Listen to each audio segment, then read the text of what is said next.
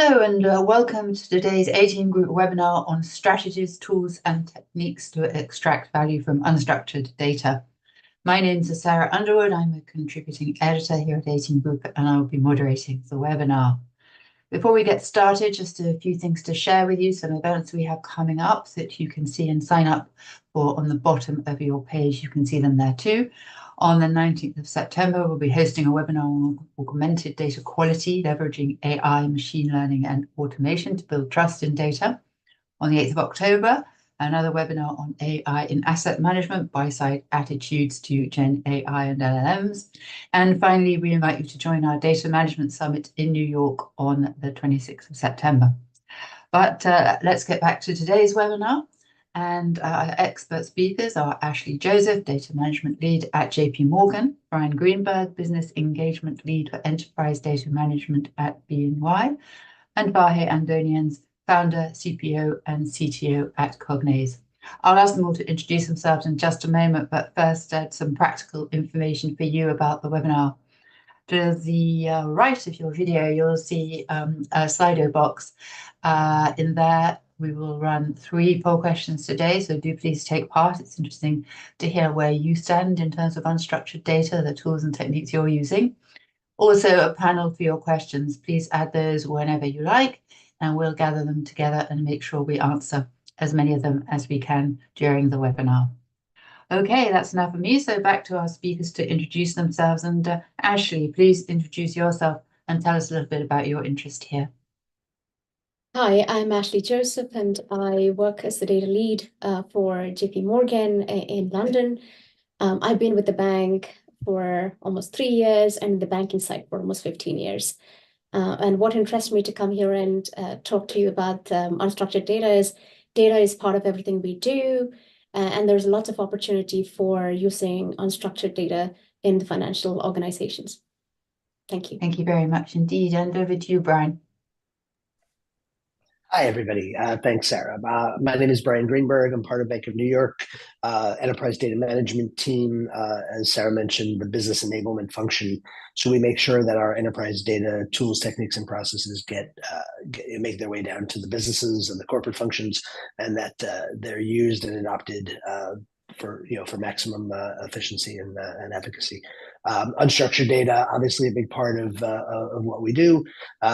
We've spent a lot of time talking about ways to extract the value, the structure out of the unstructured, if you will, and govern it properly and make it a part of our architecture.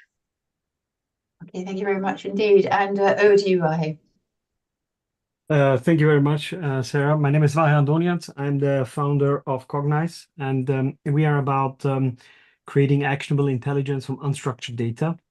So our whole existence is about structuring unstructured data and creating insights out of this. I've basically been in the junction of AI and finance my whole life. So this is a very exciting time for me. Excellent. Thank you. Plenty of expertise in the room. Looking forward to the conversation. But let's kick off with the poll question. It asks, to what extent is your organization using unstructured data?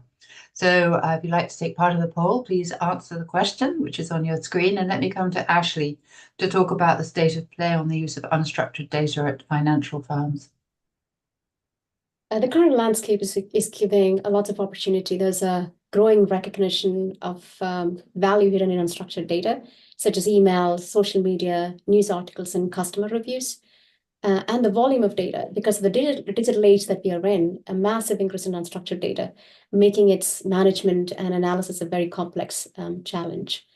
And then we have the natural language processing, meaning technological advancements that we see, machine learning, AI, which has kind of made it possible to kind of extract very meaningful insights from unstructured data.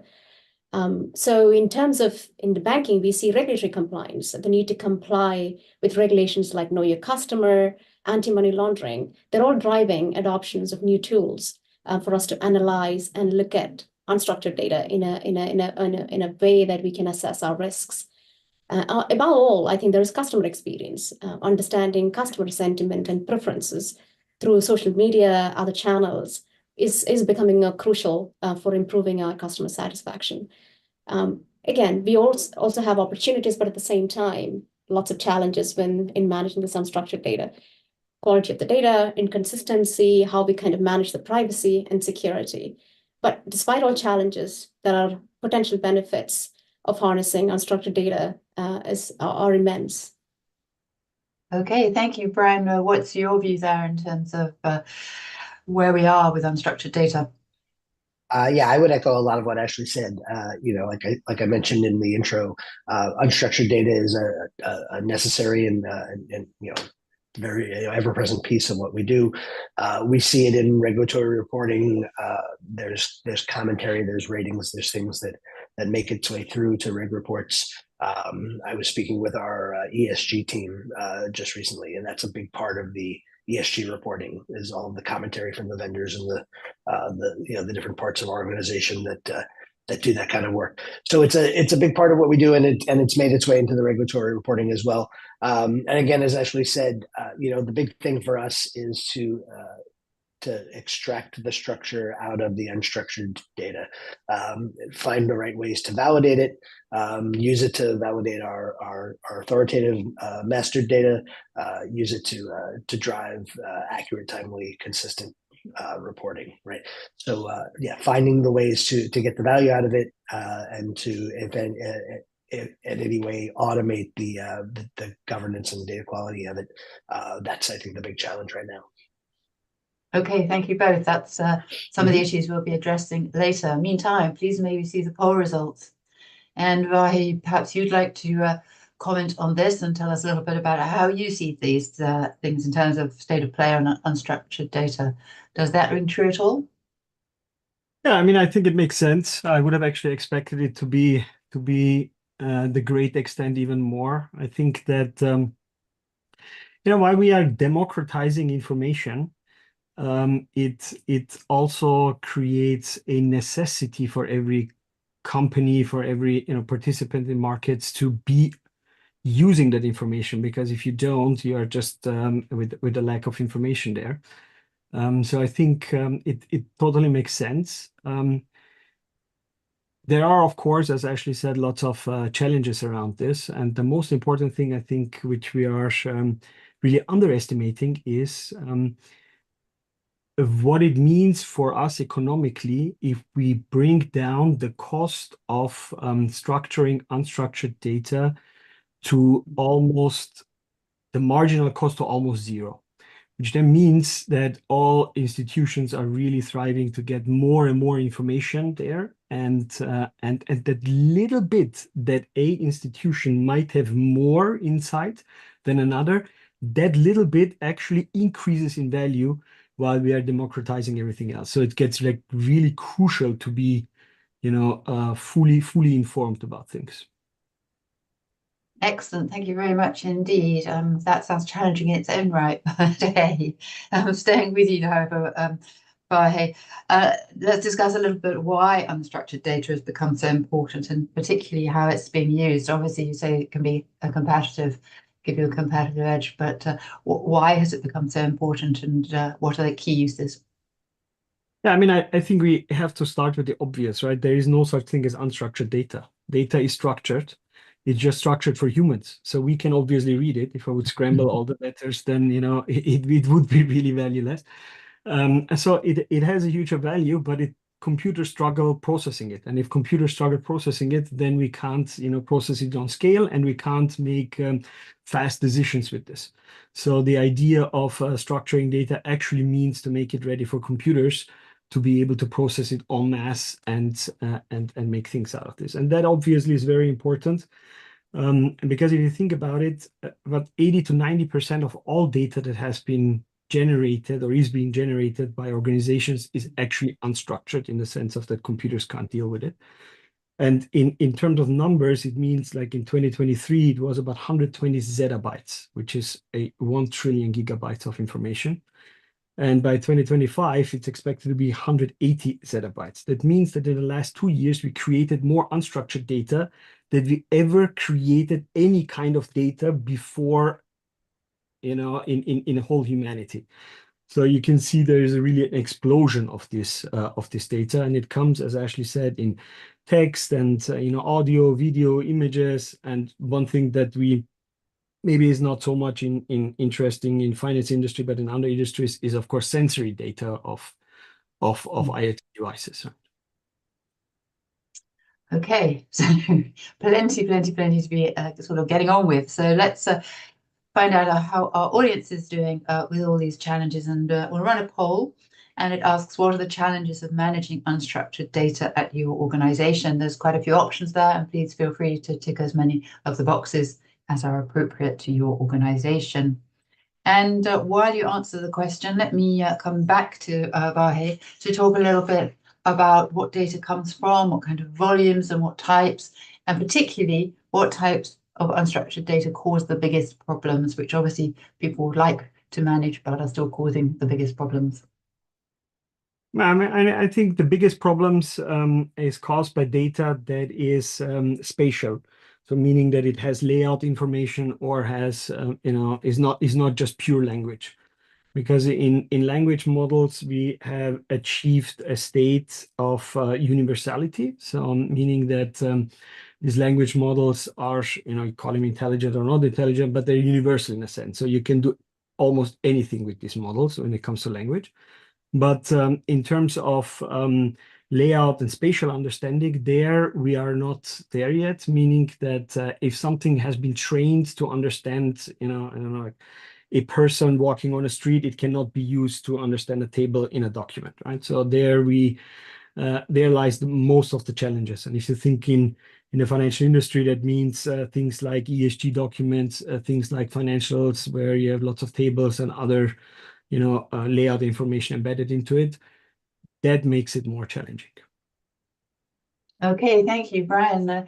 How do you see this one? Where are you sourcing this data from, and what kind of volumes are you bringing into the bank, and what's the stumbling block? Yeah, I mean, I think again, to echo the previous comments, I think probably the biggest area that I've seen discussed in this area is around the commentary and ratings data in the regulatory space. I mentioned ESG, things of that nature. The other big area is around contracts, client contracts, vendor contracts.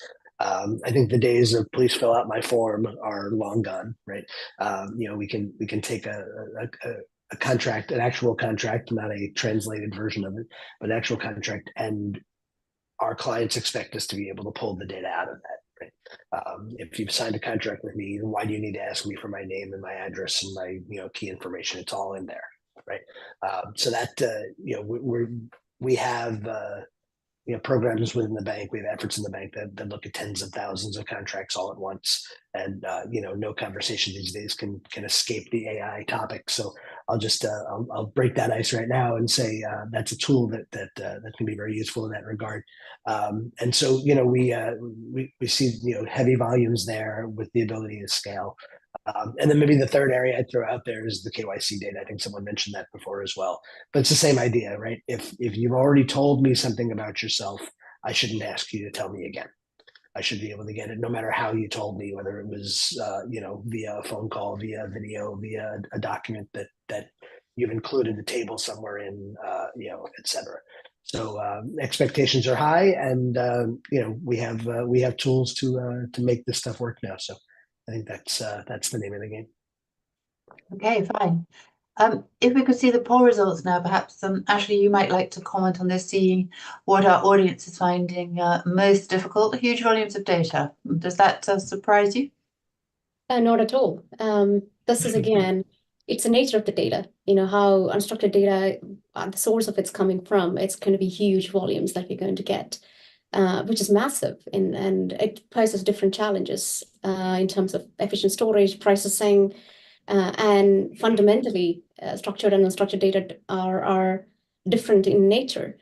So I am not definitely surprised, but it presents us with new opportunities, new ability to kind of innovate and look at solutions, and what we want to get out of this data. To what Vahe and Brian was mentioning, there is opportunities, but at the same time, we have got the tools to kind of look at them in a more holistic way, and yeah, we have the capabilities today to kind of look at them in a better way and make use of them.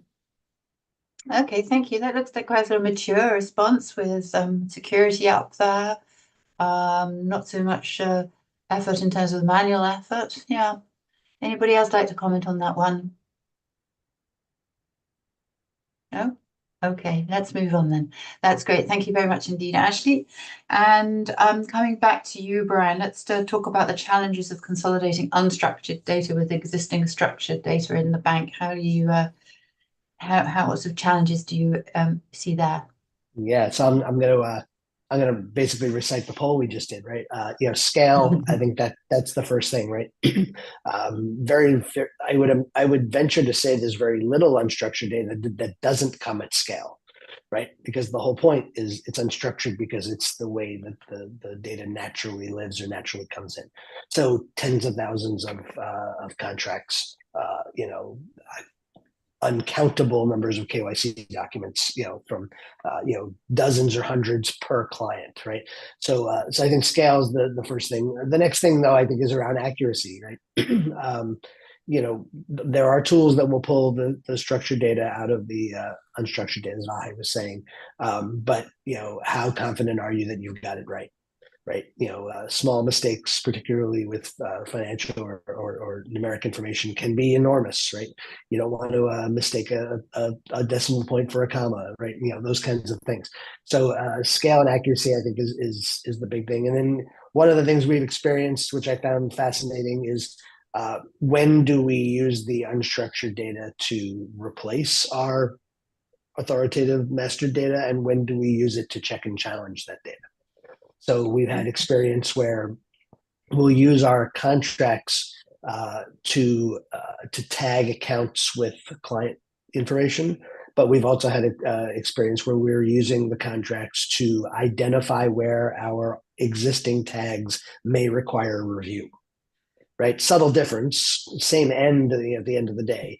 But if we find that the AI tool or the review of the contracts told us that 80% of our data was correct, the other 20% may not be, then you take a multi-month job down to maybe a multi-week or multi-day job to go look at the ones where it might be wrong. And if it's a spelling thing or a recognition thing, then you can verify and move on, and then only change the stuff that needs to be changed. So those are the kind of the strategies in place right now. I suspect, like anything else, that as the tools improve, those strategies will shift. But right now, I think that's kind of the continuum we're looking at. Okay, thank you very much, Brian. And Ashley, how do you see these challenges of consolidating the data? And moving on from there, perhaps you'd like to follow on with the next question as well, to look at how these challenges can be solved from a sort of practical perspective, either internally or with external help. So let's start with the consolidation challenges. Yeah, by nature, they are very difficult in terms of, structured data follows a specific format in terms of predefined format. We know it's tables and databases, while unstructured data is very rigid. The sources, the text and the images, they're making it really, challenging to kind of consolidate them. And inconsistency in the data, for example, data quality, it's missing, it has a lot of ambiguities in terms of the context. So we need to have better metadata to kind of get inference out of the unstructured data. And standardization. So ensuring consistency across how we look at the structured and unstructured data, which is, again, it's a challenge. And any systems that we have, I think in any of the organizations we see today, a framework to ingest structured data is very different to how we ingest and manage our unstructured data and the volume that's coming in. So the challenges are huge, but it's kind of giving us a framework. So having a framework to kind of look at both structured and unstructured data, to kind of start with that is key. And again, to kind of continue on the maturity phase, to kind of evaluate using various tools. So to a second question, how do we kind of address these challenges? We have natural language processing that we can use. We can bring in artificial intelligence to kind of look at this massive data and build models that are capable of helping us to kind of infer. So we invest time and effort and money in the beginning of the process so that that the jobs can be automated and the models can infer without bias. Again, a key challenge with artificial intelligence is bias. So all these things can be addressed as we mature into any organizations. Okay, that's great.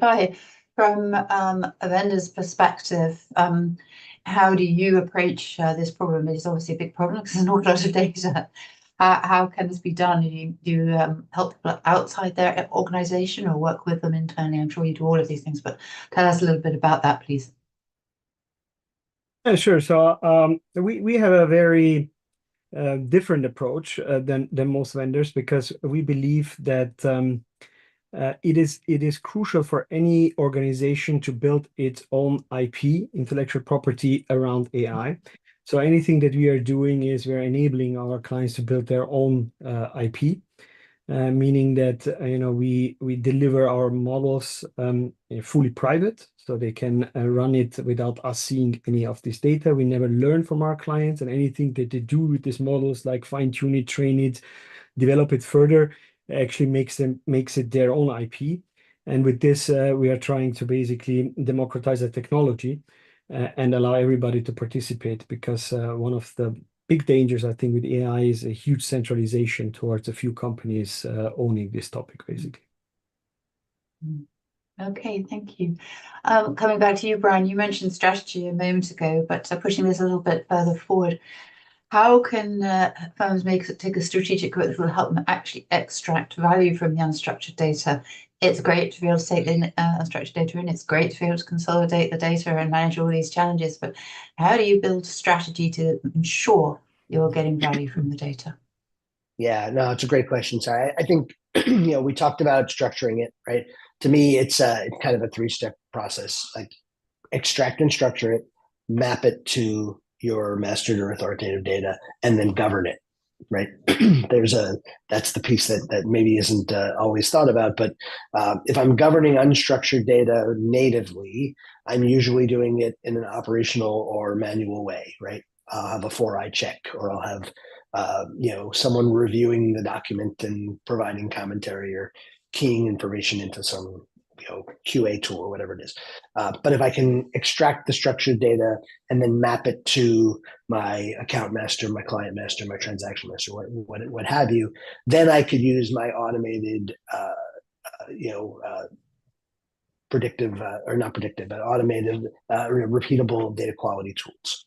Right, I could check for consistency, accuracy, timeliness, etc. I can look for blanks where there shouldn't be there, and so forth.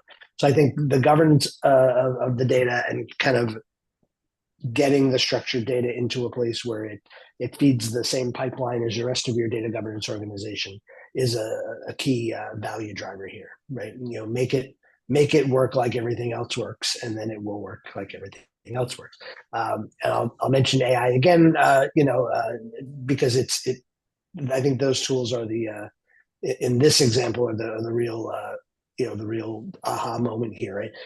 The scale and accuracy of a tool like that, where you can throw it 100,000, a million things and say, give me metadata about all of this.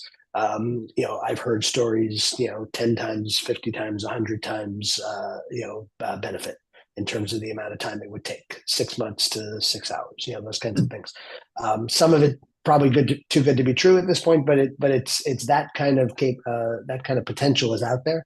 I think that's a huge step towards extracting real value from the unstructured data.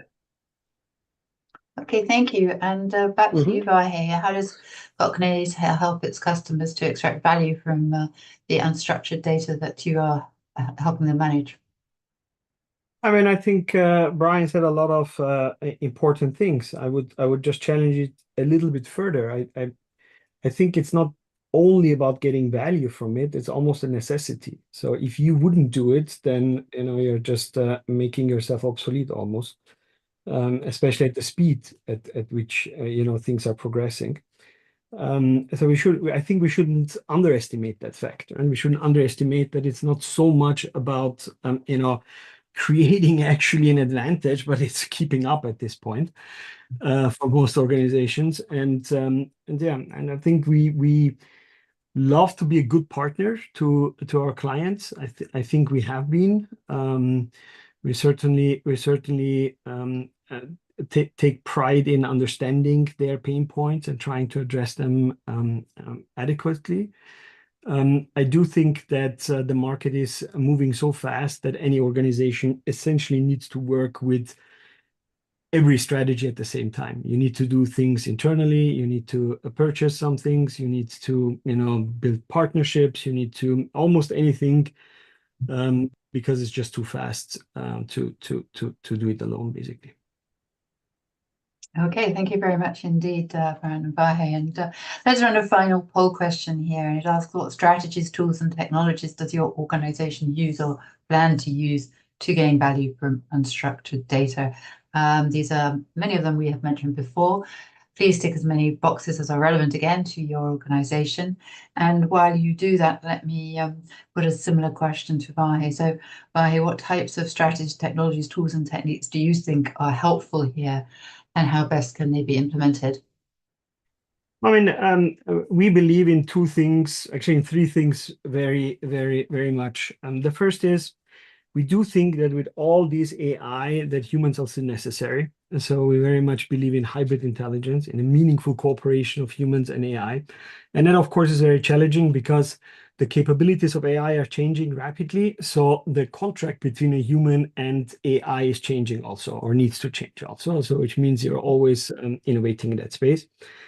While I think that these vectors, these dense vectors that are the underlying thing of language models are wonderful, I think that knowledge graphs, which are the opposite spectrum of information, very, very concrete information, are very valuable. And I think they are coming back because in combination with dense vectors of language models, they really shine, and we can now combine basically averages and semantic understanding with lexical strength and concrete meaning of things.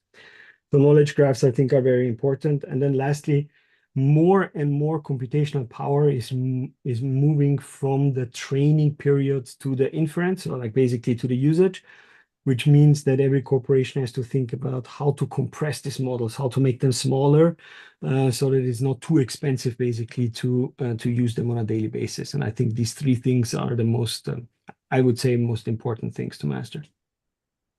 Thank you very much indeed, Brian. And what would you like to add there? Yeah, I mean, I think we're coming on some common themes here. It's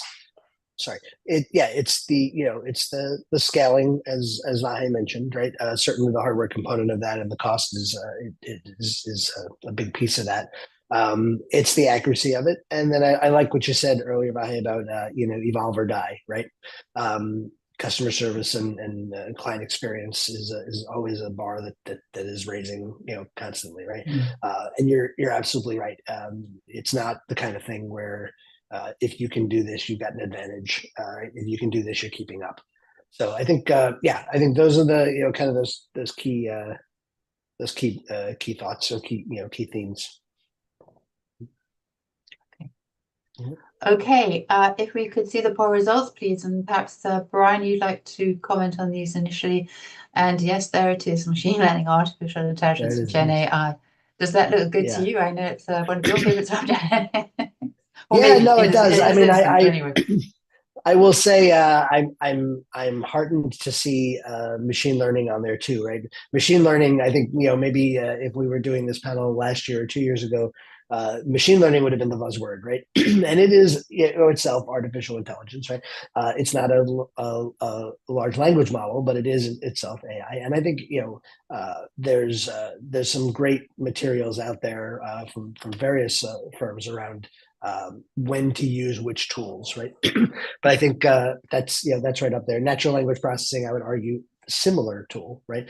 And then third party versus in-house, build versus buy is always a conversation to have. But what does this all come down to? This all comes down to extracting value is all about structuring and scaling, right? We wouldn't be using any of these tools if we weren't trying to extract the structure out of the unstructured data and do it at scale.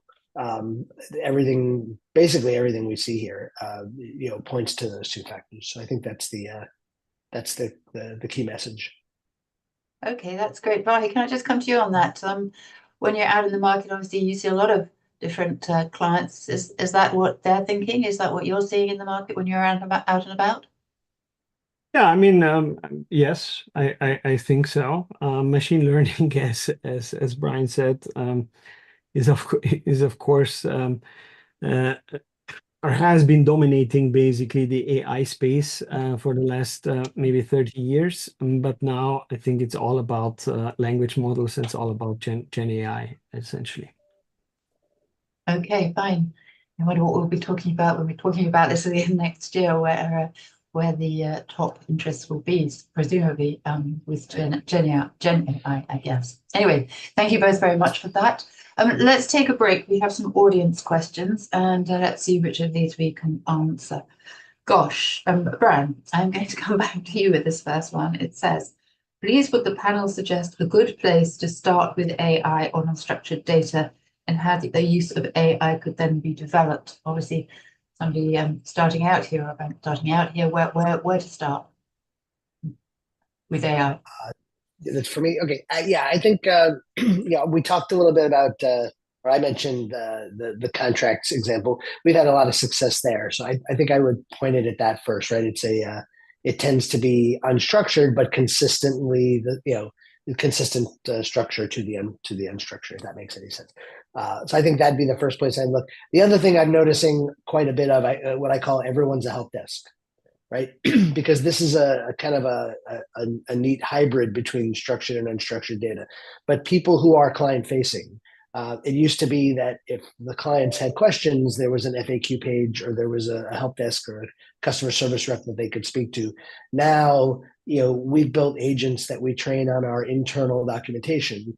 And now just about anybody can answer a client question because the agent will comb through all of the procedures and manuals and definitions and other materials we have and provide an answer that is accurate enough that we're comfortable giving it. So I think I've heard comments like, we've eliminated the need to go back to the client multiple times, right? We've been talking about that since the 90s, right? But it used to be about making sure the CRM tool was working properly and the Salesforce knows that Sarah already called that client, so I don't have to. Now it's about, well, the client has 10 questions, and it used to be I can only answer 7 of them, and we'd have to get back to them with the other 3.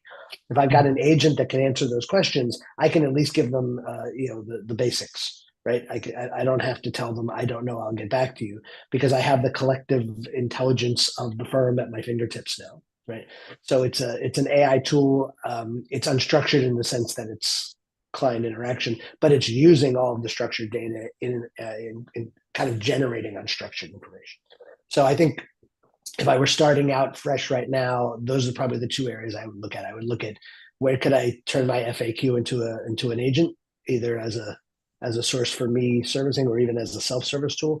And then second, anything which is a large volume of commonly understood documents like vendor contracts or client contracts.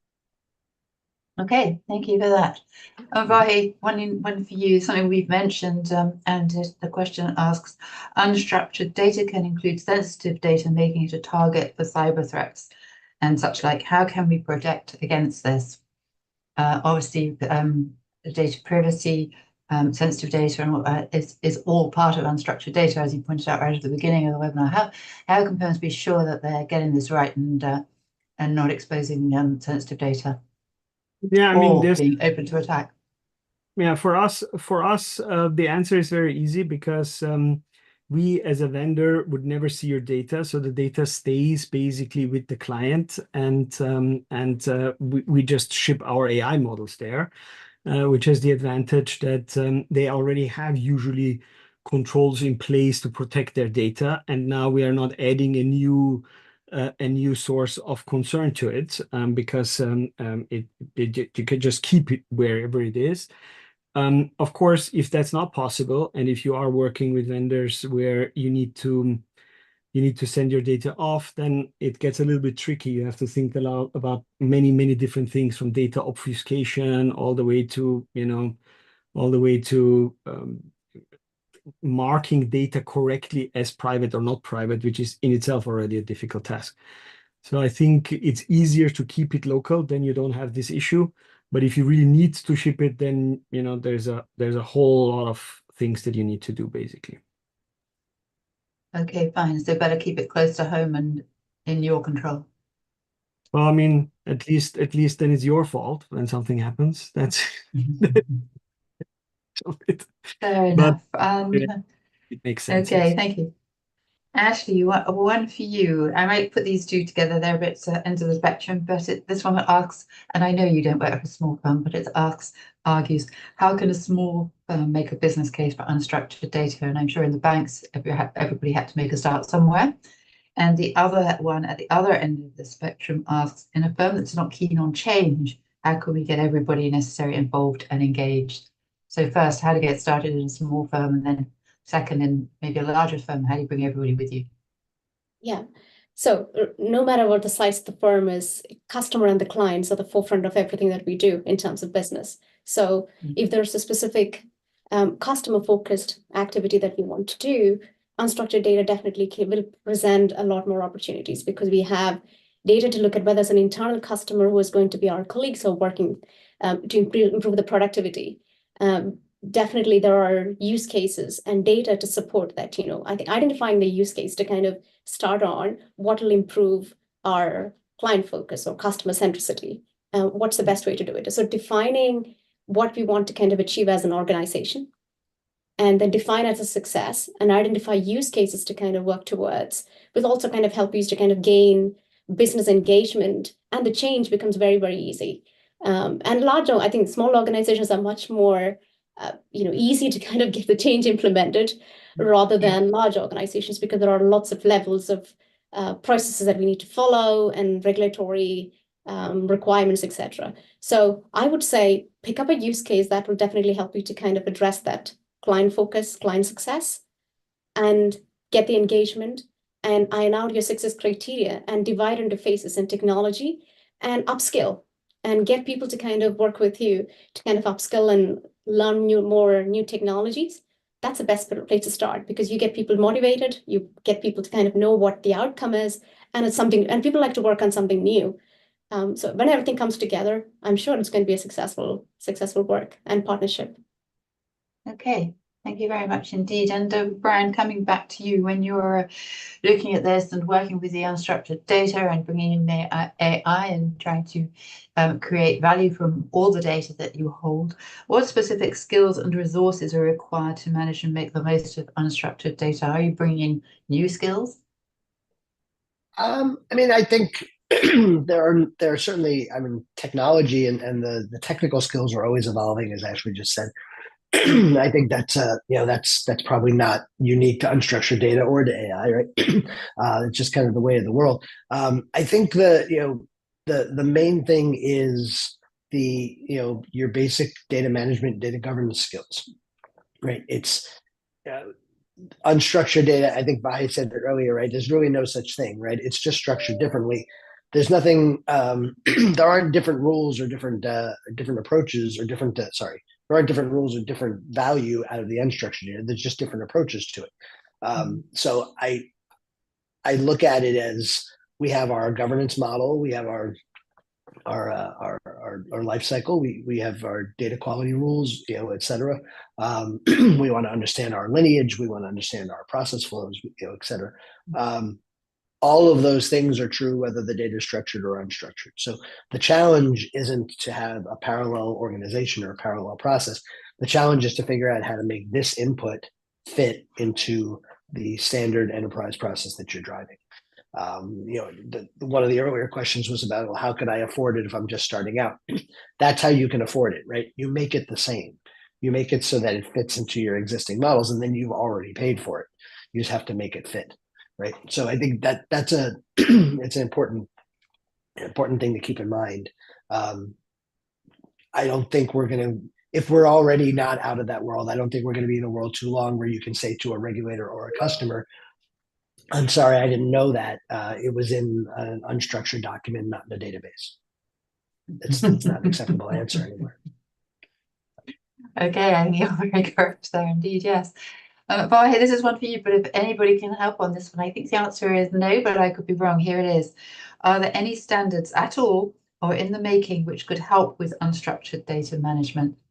Vahe, do you know of anything that can help in this department? I don't know of any particular standards. Have you come across No, anything? they are not. No, they are not. And to be honest, I think it's good. Not because I'm on Cogni's side. It is good because I think that ultimately structuring data means to make it easier readable for a computer. We shouldn't design our world around computers. We should design it around humans. And even if I take the most, strict financial document, which is a balance sheet, ultimately it's a story that I'm telling, a story that I'm telling about my company. And I don't want it to be pressed into a form and into a standard. I want it to be the way as free as it legally is possible, right? So I think that it's actually not even a good idea to make everything standardized and structured. There have been many approaches for financials, for example, XBRL, and many other approaches to it. They all more or less failed, and I think honestly, it's good that they failed. Okay, let me come to the practitioners for a moment. Do either of you see or use standards or feel that they would be very helpful? I mean, I would say we could just as easily have titled this non-standard data, right? Unstructured is a similar word, right? So the question is, are there standards for non-standard data? Well, of course not, right? That's the point. It's not standard, right? Unstructured data, maybe in a world like I mentioned, client and vendor contracts, right? The contract is unstructured, but it's the same form every time or the same format every time. Or if you have a legal document or a regulatory document, maybe the format is the same and that makes it a little bit easier. But the whole point is to get to a place where the client sent me a picture on his phone of the information I needed, or he left a voicemail or sent me a video or from his corporate website, right? I want to be able to get the data out of any of those things. So I better be able to handle any standard. I better be able to handle it no matter how it comes in. That's why I keep saying, make it the same, right? Find the different ways to get whatever it looks like now into something that you can handle in an automated, repeatable and predictable way.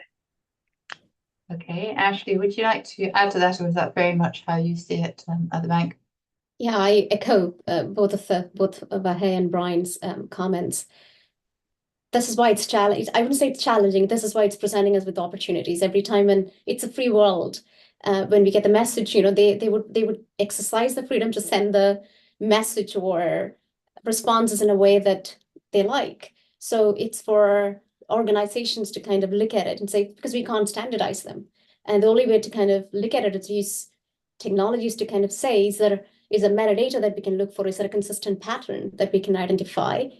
But every time you'll have to evolve. It's not the one model that fits for the first day. It doesn't mean that it's fits for life. We have to continue evolve because the messages will evolve. The sources that we're getting the data is also continuing to kind of change.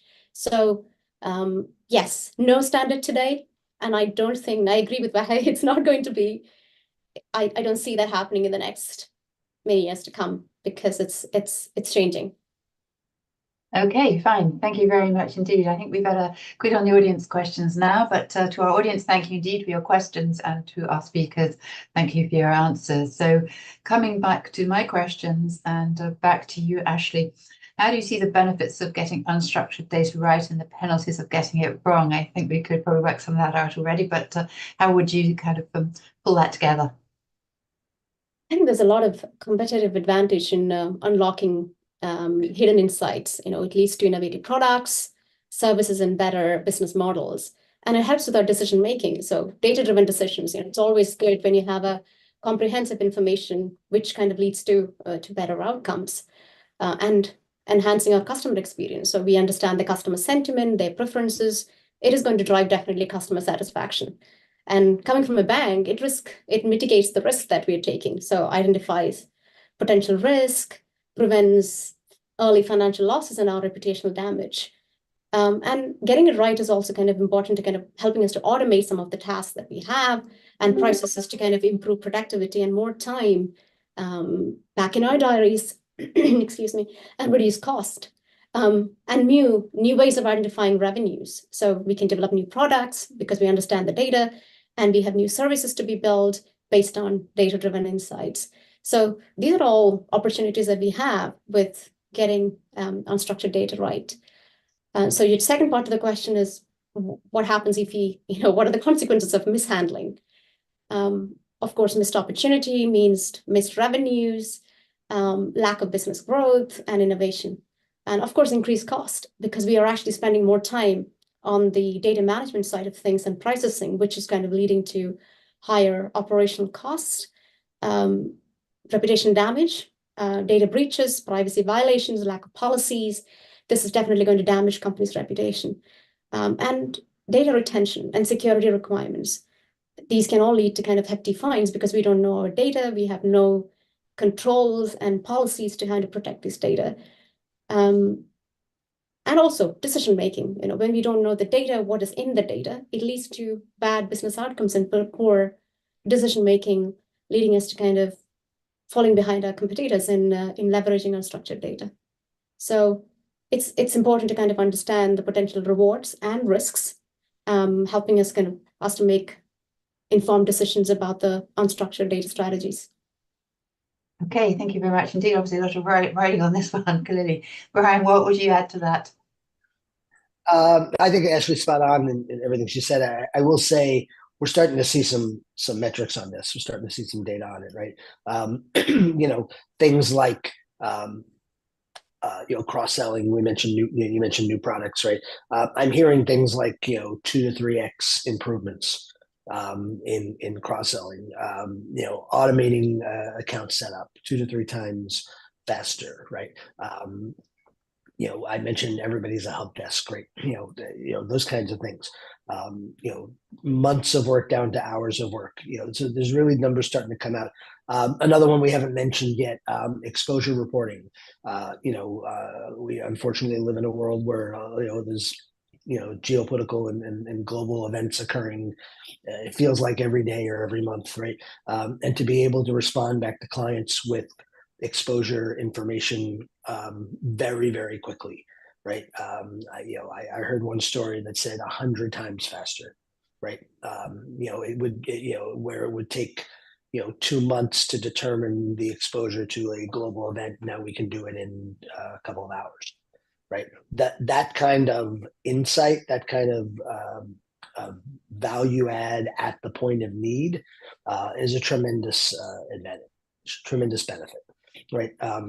And then, as Vahe said, right, like that's the arbitrage only lasts so long, and it's just a matter of time before everyone can do that. And then it's, why did it take you 2 hours and not 2 minutes, right? So the bar is always going up, but there's a lot of benefits to be drawn here. I would keep ROI in mind at all times, right? Not every tool is right in every case, and you don't just throw a tool at it because that's what everyone's talking about. You got to find the use cases where it is value and where there is an ROI, and then you could see those benefits. So to the point about penalties of getting it wrong, yes, inaccurate, reputation damage, all the rest, but also I'm going to go use these tools to predict the movement of the market, or I'm going to go use it to, I think we were talking before the call about causality versus correlation, right? I found a correlation, so I'm going to imply a causality. We all know from basic statistics that that's not true, but the tools might lead you to lean on it a little bit. So there are, like most powerful tools, used well, they do a lot of value, and used poorly, they do a lot of damage. So important to wield them responsibly. Okay, thank you both very much indeed. And Vahe, now I'm going to ask you to look into the future and tell us a little bit about how you see the use of unstructured data developing and what will drive growth from a business and technology perspective. I think every time when we reduce the marginal cost of something to near zero, it automatically means for all the businesses that they need to actually do it and grab it. Otherwise, it will be dominated by a few companies. And we have seen this already. We have seen this in books, we've seen this in music, we've seen this in YouTube videos and so on. So I think everybody realizes this game already. So I think it is very important for all the companies to really stay on top of this, to use this data as much as they can, because as Brian said, this advantage or perceived advantage is only going to last for, maybe a couple of months, and then it's a necessity, right? And everybody needs to, and if you don't do it, then you're lost. And please don't forget that ultimately what we're doing is, I think this is really important, is we are increasing the value of the pieces of information that is not democratized yet. So that little bit more, right, that now has almost no value will have a huge value in half a year or in a year. So it's really necessary to stay on top of those things. Okay, and actually, from a practitioner's point of view, what are you sort of looking forward to and preparing for as time moves on? Of course, the ability to kind of use real-time capabilities, with unstructured data, for fighting cyber security issues, financial crime, which is all important to the bank, and to respond to regulators on time. So to Brian's use cases with documentation and looking at, how can we respond to our regulators quicker and faster, in a standard format is actually going to be quite helpful. So to kind of drive our capabilities towards that, and also fighting, as I said, regular KYC, know your customers, and the sanctions program.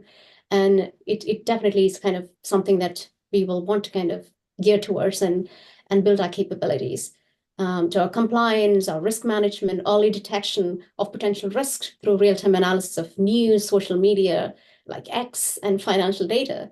It's going to be key to all the financial organization, and to be compliant with the regulators. One of the requirements will definitely be how can we compliant by using this data, and how can we be ethical with use of biases, biases in our artificial intelligence and models. How can we stay compliant with those aspects? So definitely these are the key trends that I see developing through the use of unstructured data in the next few years. Okay, thank you very much indeed, both of you. And coming to our last question today, I'd like to ask all our speakers to provide some advice for practitioners who are working to gain value from unstructured data. Brian, why don't you start here? Sure. I mean, I think we've landed on a few key themes here, so I'll try to summarize. Right. Number one, make it the same. Right. Extract as much structure out of your unstructured data as possible. Number two, govern the data. Don't forget to govern the data. The fact that it's unstructured doesn't absolve you from governing it well, making sure it's authoritative and lineaged and data quality controlled and all the rest. So govern the data, even if it started off unstructured. And then three, I think, clearly we've been talking about tools and scale and volume. Find ways to do what you're doing at scale. Unstructured data is going to open up, zettabytes of new opportunity, new inputs for you. So it's not going to help if you can do this well on a very small data set. You're going to need to be able to scale it. So yeah, that's, to me, it's structure it, govern it, and scale it. Okay, lovely. Thank you. Actually, some words of advice from you, please. The first one for me is understand the use case. What are we trying to solve? We have lots of data. And understand what's the problem that you're trying to solve, and is use of unstructured data is the way that you want to go down, and what technologies that you have in your firm that you can use. To Brian's point, it's easy to kind of get buying from the organization when you have an existing tool and you can show your use case, what you're trying to solve. And whereas going for an external product, a third-party vendor product, is going to be very difficult to get the buy-in. So I would say understand the data, try and understand the data, add some metadata, and define the problem that you're trying to solve. Then get the business engagement, start on that, then identify the technology and the capabilities that you need to build within the team. Because once you have the use case implemented, you need to kind of continue running it. And then you need to monitor them and have the right policies and governance around, including data privacy, data security, and how we kind of govern the models, etc., using the capabilities are key in terms of driving insights out of unstructured data. Excellent. Thank you very much indeed. And over to you, Vahe. I think weirdly, artificial intelligence is creating a necessity for a more human intelligence, I believe. So what we really need to do is we really need to master a skill shift for from where we are right now to where we need to be able to use these AI technologies really meaningfully. And that requires, I think, a lot. It requires, I think, much more range than depth. So meaning to understand different things rather than, one thing in detail. I think in the last 20 years, everybody who was worth listening to come to stage and said, learn programming. I think that era is over. Nobody needs to learn programming anymore. But you need to learn 50 other things. So I think we need to master that piece of it. If we master that piece of it, I think then it's a bright future. And Sarah, Okay, can let's I add end something to what Wahid just mentioned? I think it's augmented intelligence. It's combining human expertise with AI or any technology. I think that's the key. It's a partnership to drive towards, and that augmented intelligence is, I think, what we're looking for to get the best out of any data we have, whether it's structured or unstructured. Okay, thank you very much indeed. Let's end there. Looking forward to a bright future, as Vahe put it. So thank you, Vahe, and thank you to all our speakers for sharing their expertise and experience today. Thank you too to Cognaze for sponsoring the webinar. Okay, just before we close, a reminder of some of the 18 group events I mentioned earlier. We'll be hosting a webinar on augmented data quality, leveraging AI, machine learning, and automation to build trust in your data. That's a long one. Next week on the 19th. On October the 8th, AI in asset management, buy-side attitudes towards Gen AI and LLMs. We have quite a lot of material that's been researched for that, so maybe interesting to see what's going on in the asset management sector. And finally, do join us at Data Management Summit New York City on the 26th of September. So that's it for today. So thank you again to Ashley, Vahe, and Brian, and thank you to all of you who've taken part in the webinar. Please complete our feedback form, as we're always keen to hear your views and improve our products. Meantime, thanks again and goodbye.